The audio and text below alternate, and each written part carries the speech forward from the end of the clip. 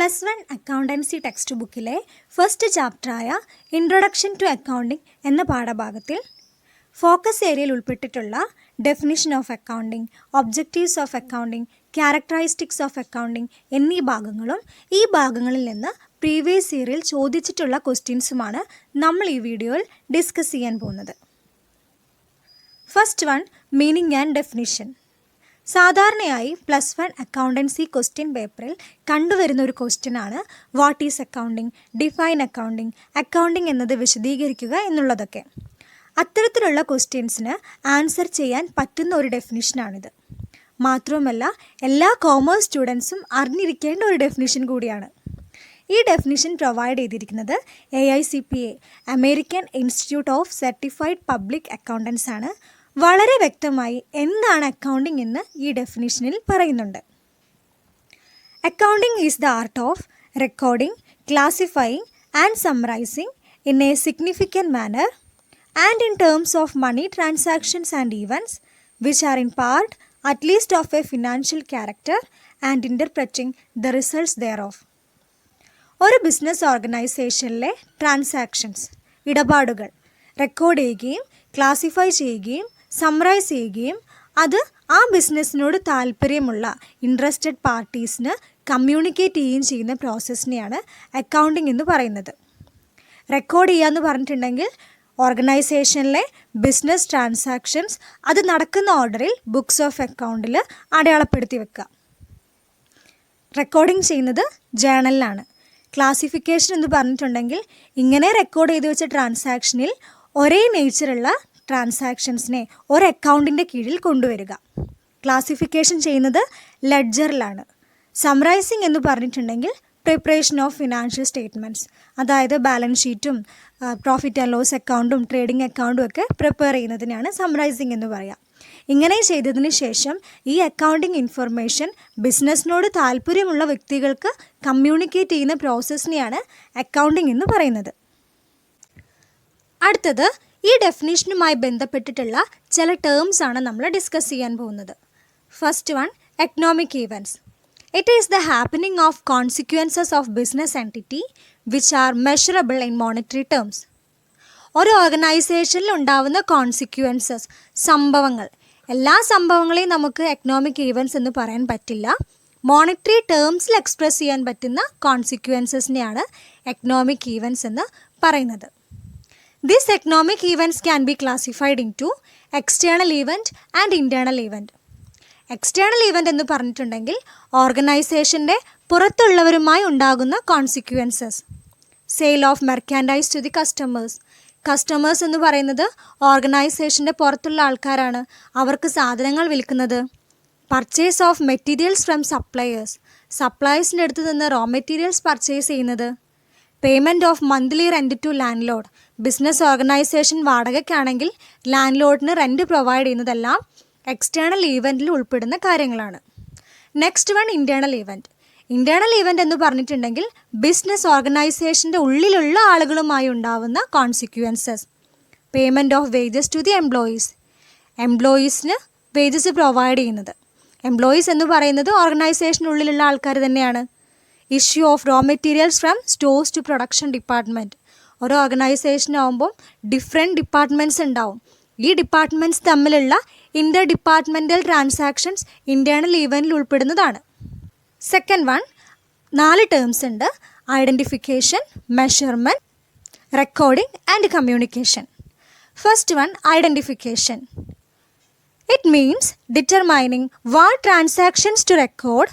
All business transactions and economic events of a business are evaluated and decides whether it has to be recorded in books of account. ഒരു business ഓർഗനൈസേഷനിലെ ഏതൊക്കെ transactions ആണ് books of അക്കൗണ്ടിൽ record ചെയ്യേണ്ടത് എന്ന് determine ചെയ്യുന്നതിനെയാണ് identification എന്ന് പറയുന്നത്. എല്ലാ ബിസിനസ് ട്രാൻസാക്ഷൻസിനെയും ഇവാലുവേറ്റ് ചെയ്യുകയും അതിലേതൊക്കെ ബുക്സ് ഓഫ് അക്കൗണ്ടിൽ റെക്കോർഡ് ചെയ്യണമെന്ന് ഡിറ്റർമൈൻ ചെയ്യുന്നതിനെയാണ് ഐഡൻറ്റിഫിക്കേഷൻ എന്ന് പറയുന്നത്. Next one, measurement. It means quantification of business transactions by expressing in terms of monetary unit.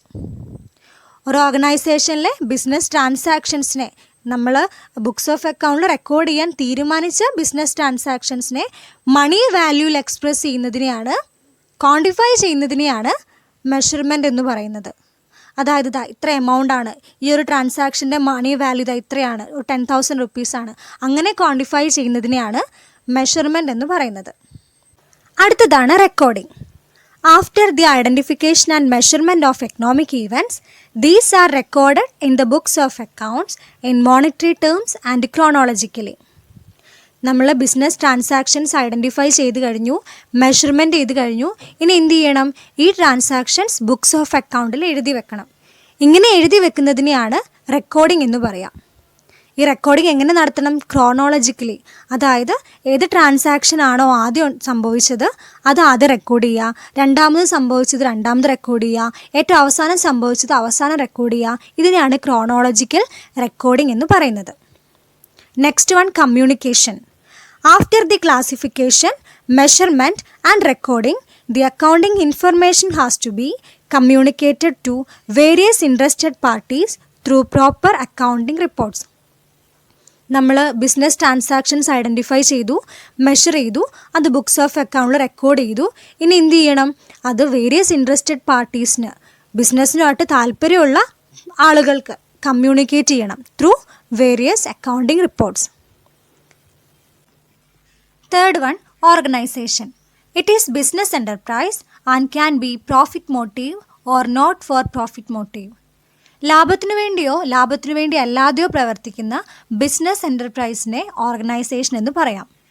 It can be sole proprietorship firm, partnership firm, cooperative society, company, local authority, municipal corporation or any other AOPs. Different forms of ഓർഗനൈസേഷനാണ് ഇവിടെ തന്നിട്ടുള്ളത്. Fourth one, interested users of accounting information. Accounting information അറിയാൻ താല്പര്യമുള്ള വ്യക്തികൾ. നമ്മൾ പറഞ്ഞു accounting റിപ്പോർട്ട്സൊക്കെ prepare ചെയ്തതിന് ശേഷം അക്കൗണ്ടിംഗ് ഇൻഫർമേഷൻ ഇൻട്രസ്റ്റഡ് യൂസേഴ്സിന് കമ്മ്യൂണിക്കേറ്റ് ചെയ്യണമെന്ന്. ആ ഇൻട്രസ്റ്റഡ് യൂസേഴ്സാണ് നമ്മളിവിടെ ഡിസ്കസ് ചെയ്യാൻ പോകുന്നത്. First one, external users. Business ഓർഗനൈസേഷന് പുറത്തുള്ള ആൾക്കാരെയാണ് എക്സ്റ്റേണൽ യൂസേഴ്സ് എന്ന് പറയുന്നത്. Investors, creditors, debenture holders, government, customers, suppliers എന്നിവരാണ് external users of accounting information.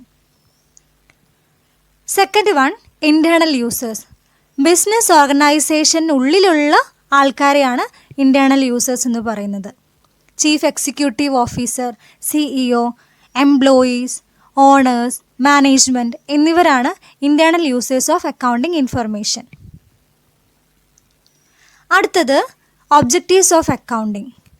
Accounting എക്സാമിന് സ്ഥിരമായി ക്വസ്റ്റ്യൻ ചോദിക്കുന്ന ഒരു ഏരിയയാണ് objectives of accounting. Objectives of accounting എന്ന് പറഞ്ഞിട്ടുണ്ടെങ്കിൽ അക്കൗണ്ടിങ്ങിൻ്റെ ലക്ഷ്യങ്ങൾ, എന്തിനു വേണ്ടിയാണ് അക്കൗണ്ടിംഗ് ചെയ്യുന്നത്? First one, to maintain business records. ഒരു ഓർഗനൈസേഷൻ ആവുമ്പോൾ ഒരുപാട് ബിസിനസ് ട്രാൻസാക്ഷൻസ് ഉണ്ടാവാം. അതെല്ലാം ഹ്യൂമൻ മെമ്മറിയിൽ സ്റ്റോർ ചെയ്ത് വെക്കുക എന്നുള്ളത് ഇമ്പോസിബിളാണ്. അതുകൊണ്ട് ഈ ബിസിനസ്സിൻ്റെ റെക്കോർഡ്സ് നമ്മൾ മെയിൻറ്റെയിൻ ചെയ്യണം. അതാണ് first objective of accounting. Second one, calculation of profit or loss. ഒരു ബിസിനസ് നടത്തുമ്പോൾ ആ ബിസിനസ് ലാഭത്തിലാണോ നഷ്ടത്തിലാണോ പോകുന്നതെന്നറിയാൻ ബിസിനസ് നടത്തുന്നയാൾക്ക് താല്പര്യമുണ്ടാവും. അങ്ങനെ ബിസിനസ്സിൻ്റെ പ്രോഫിറ്റ് അല്ലെങ്കിൽ ലോസ് കണ്ടുപിടിക്കാൻ അക്കൗണ്ടിങ് ഉപയോഗിക്കാം. അതിനുവേണ്ടിയാണ് നമ്മൾ ട്രേഡിംഗ് അക്കൗണ്ടും പ്രോഫിറ്റ് ആൻഡ് ലോസ് അക്കൗണ്ടും ഒക്കെ പ്രിപ്പയർ ചെയ്യുന്നത്. Third one, depiction of financial position. Financial position എന്ന് പറയുന്നത് ഒരു ഓർഗനൈസേഷന് എത്ര അസറ്റ് ഉണ്ട്, എത്ര ലയബിലിറ്റി ഉണ്ട് എന്നതിൻ്റെ കണക്കാണ്. നമ്മൾ ബാലൻസ് ഷീറ്റൊക്കെ പ്രിപ്പയർ ചെയ്ത് കണ്ടുപിടിക്കുന്നത് ഫിനാൻഷ്യൽ പൊസിഷനാണ്. Fourth objective, providing accounting information to its users. നമ്മളിപ്പോൾ പഠിച്ചു ഏതൊക്കെയാണ് interested users of accounting information. അവർക്ക് ഇൻഫർമേഷൻ പ്രൊവൈഡ് ചെയ്യുന്നുള്ളതാണ് ഫോർത്ത് ഒബ്ജക്റ്റീവ് ഓഫ് അക്കൗണ്ടിങ്.